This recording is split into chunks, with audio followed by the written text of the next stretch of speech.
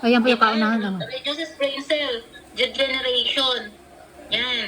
Pag may mga damage na yung utak, then may Alzheimer na, may dementia, makatulong maka-repair mga brain damage.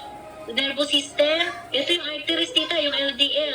Stick to arteries plaque, yung mga bara-bara sa ugat natin. Tunay naman yan eh. Opo. Dahil sa dami ng ating kinain, buhat na tayo ay bata, yan ay nagstay na, tumampak na dyan.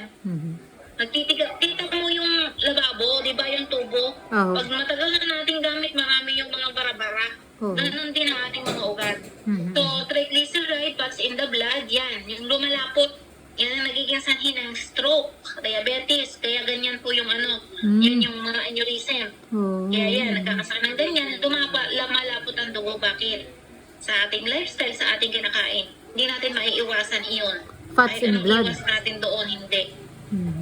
Kailangan na lang natin gumamit ng for prevention, and then kung hindi pang prevention para ma-protect, and then kung mayroon na, andyan na yan, intact na yan, para naman ma-lessen. Oh.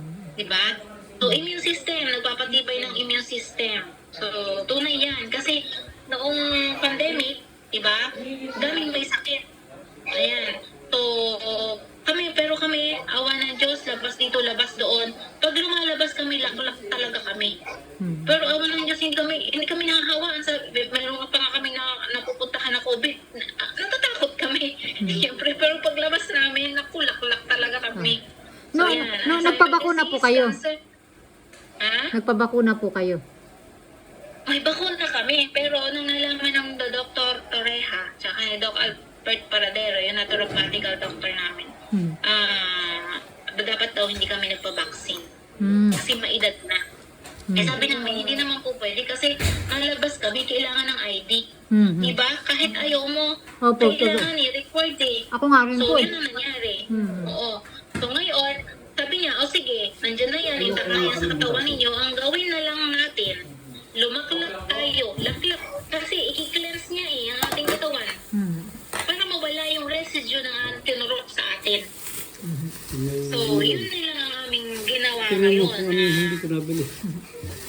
Sabi ng doktor, dapat hindi na daw magpabakuna. Lalo pag may edad na. Sabi Oh, ito paano yan? Huwag na ako So, magpabakuna. yun na yung aming ginagawa ngayon na para mawala yung mga residue ng mga in-enjoy, ng mga ininom. Saan po doktor So, yun? dapat ang Tita, mga clinic. tita, saan po doktor yun? Yung doktor na sabi pag may edad na yun. Dr. Torreja, diabetology siya. Lahat. And ano siya, family medicine, internal Saan medicine. yun? Pwede tayo magpa-check up sa kanya online. hindi. I-schedule lang natin. Hindi, sinabi lang na pag may edad na, sana huwag na magpaturok. Maglaklak na lang daw nitong sa kayani. Pagka mayroong mga nararamdaman, hindi na po kasi, kung hindi maiwasan natin ang pag-inom ng mga reseta ng doktor, kailangan po may kasabay ng panglinis. Pang-flush out ng mga residue na iiwan nun sa mga reseta ng doktor. Sa Kasi hindi po natin 1,060. maiaalis na hindi Ito uminom. natira. 165. Tatapusin ko lang. Sige po. So yun, cancer